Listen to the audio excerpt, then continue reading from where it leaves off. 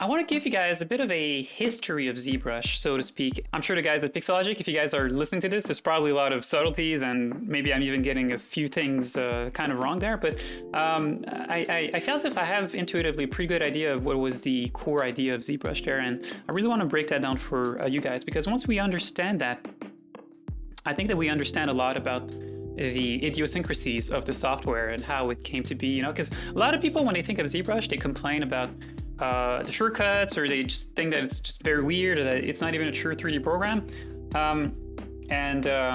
All these things I think are all beautifully explained by simply knowing a bit of history of ZBrush, or what seems to me to be the basic idea of what ZBrush should be at the beginning and how it kind of transformed.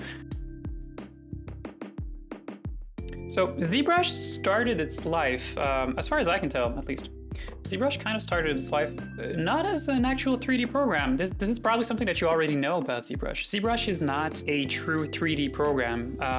That's common knowledge. People think about it more as a 2.5D program, I believe.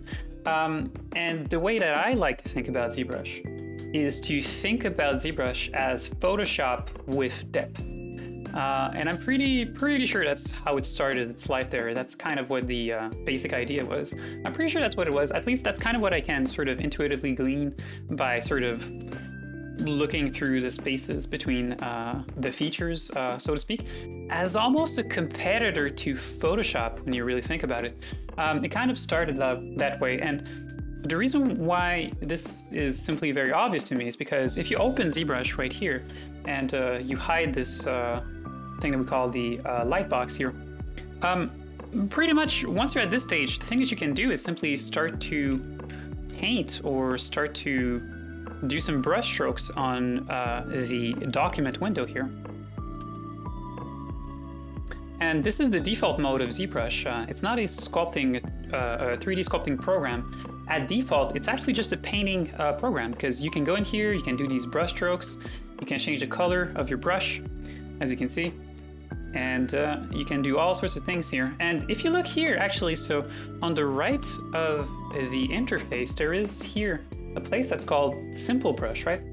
And you can actually click on that. So you can click on this here, and you can select a whole bunch of other tools. So here is the term tool that starts to get used here. So you can choose a whole bunch of other tools to modify your canvas, right? So you're like, okay, what does this bump brush do? Well, kind of select it, and then you kind of go over the document window, and then you kind of get something like that, right? So at its base, ZBrush is not a sculpting program as much as it is a painting program when you kind of really think about it. But the way that I kind of saw that ZBrush kind of tried to differentiate itself from the other painting programs out there was by adding that third dimension, that Z depth, if you see, you know. So your brushes don't only paint on the X or Y, of course, but they also paint depth information, right? Which means that you can start here and you can start to add information. And as you add information, you can see that stuff on the canvas starts to sort of come closer to the camera or a bit further there, right? And I can even go here and I can change the light around, and you can see that I can actually light this document or this canvas, if you will, under different orientations of light, which, you know, is certainly something that is certainly not possible to do inside of Photoshop, right? So that's kind of, for me, that's kind of how this whole program started. Like, it did not start as a 3D program. And yeah, so I have a feeling that ZBrush will always be stuck in this 2.5D mode, but that's just me talking. Like, I certainly don't know what's going on at Pixologic there. Yeah, so we have all these different brushes here, right? So I can take an eraser brush, I can start to like erase there what's on the canvas. And then what you start to like really think of is that, okay, so this is a 2.5D painting program. That's kind of how it started its life there. And so at some point, I guess, like it was simply very natural for people to start to integrate 3D models in there, right?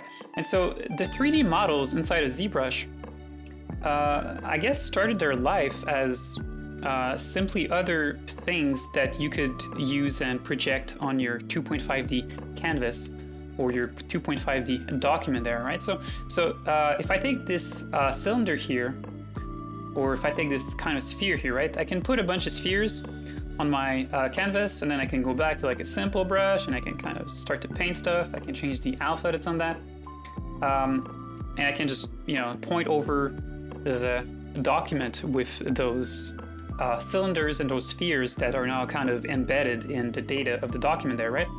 So I think that they kind of have introduced 3D models at the start as a bit of a secondary consideration, as something that is kind of a bit of an extension of the 2.5D-ness of the program, but without necessarily having the focus be on actual like 3D sculpting.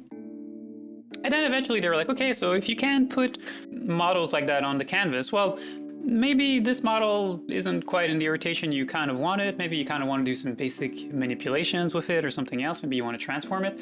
So, okay, so then let's put an edit button so that once that's turned on, then you can actually move this around before you sort of commit yourself to the shape of the object that you have and have it embedded in the base canvas there. And I think that the idea was that, okay, once you've placed this in whichever way that you want, you know, maybe I can change the color of this, then you simply turn edit off. And then, you know, then now this is committed to the canvas, so you can't actually change it now anymore, right? And you would do this for however many times that you kind of need until you build the canvas the way that you kind of want it. And then eventually, my guess is, or maybe it was at the same time, but eventually they were like, okay, so if you have a 3D model in there and that you can do some changes, maybe sometimes people would like to be able to do some modifications to these 3D things. You know, maybe you want to be able to move a few points around and stuff like that. So it's like, okay, so if that's the case and we want to give people the chance to maybe change the 3D models that they have a little bit, then let's allow people to convert the models that they load as tools inside of Zbrush into an object that can be edited afterward, which is what this little Make Polymesh 3D button does. It converts your object to something that is editable, which means that now you can start to modify things, right? So you could start to modify all these basic primitives and other 3D models that you have in here in whichever state that you want, and then afterward you turn edit off and you go back and you continue working and doing whatever it is that you want to do to your canvas there. I have this impression that this is kind of how the whole thought process went. Now, as I said, I don't know this for a fact, but it's just my own kind of interpretation of things here. But it simply makes a lot of sense. And then people started realizing at some point that, wait, this tool editing feature here, where you can go in here and you can take a tool and you can start to like push and pull on it, and you can start to modify it, and you can start to sculpt on it. That's a great thing, you know, because think back at like 1999 and certainly the beginning of the 2000s there simply wasn't any tool like that you could use. There were no sculpting programs out there. Like there was nothing of the sort out there, right? So I think this quickly actually got adopted as the main reason to use Zbrush, which is to actually start to sculpt on objects directly, because I believe that at that time, there was no other way to do any sort of sculpting, right? It's like at the start of the 2000s, everything was still very much polygon-based, if not NURBS-based, how you were to create things, you know? Like I've created faces back then. Fortunately, I should have prepared one. I don't have one right now, but I have created faces myself back then. And I started creating 3D faces right at the transition when NURBS were starting to lose their appeal, which is kind of like a bit of a spline or curves-based approach to modeling things. It's a bit weird. It has advantages, but it's not intuitive for us all that much anymore. So at some point, this kind of transition happened from NURBS modeling to polygon modeling. And, you know, myself, who kind of learned 3D back then, we were doing faces using polygons. That's how faces were made. That's how characters were made. You know, you went into a 3D window or into a 3D program like 3ds Max that was quite popular back then. And you made faces quite literally using polygons directly, you know. So the concept of sculpting faces, I'm pretty sure that Zbrush is the one that either invented it or at least popularized it. So a lot of people like myself got introduced to the concept of sculpting through ZBrush, you know, and so this idea of you have a 3D model in here and you can actually sculpt on it and you can manipulate it in this very intuitive manner. I think that quickly got adopted as the main reason to use ZBrush, because no offense to the 2D 2.5D canvas and that whole idea there, but I don't think a lot of people really use that too much, you know. And to be honest, I don't know anyone really who uses a 2.5D canvas for anything, you know, which is probably a bit of a waste, but that's simply how it is, you know. But essentially, you know, like, because ZBrush started as this painting program, there are all these intricacies about the software that have stayed to this day. And if you understand that, you understand why there's a lot of things in ZBrush that may seem a little weird at the surface. Like, why are 3D models called tools? You know, it's like, well, isn't that confusing as a term versus like people use tools in all sorts of contexts? You know, like, why would you choose that as a word to define a 3D model inside your software? Well, you choose it because at the start, these were actual tools to, you know, work on your canvas. You know, that's kind of the idea there. And that name simply stuck around. Let's really talk about the concept of saving, because that's very much attached to this concept of ZBrush is a painting program, not a 3D sculpting program. Because, you know, if you're new to ZBrush, the first thing that you would do in a very intuitive way is to simply look at the menus that you have and look for a place to save your document, right? You're like, okay, well, I'm working on this nice 3D model here, you know, it's very good looking. This is certainly why I am a senior character artist. And how do I save this out, right? So you're like, okay, so, oh, document, that's probably it, right? So let's click on document. Oh, save as.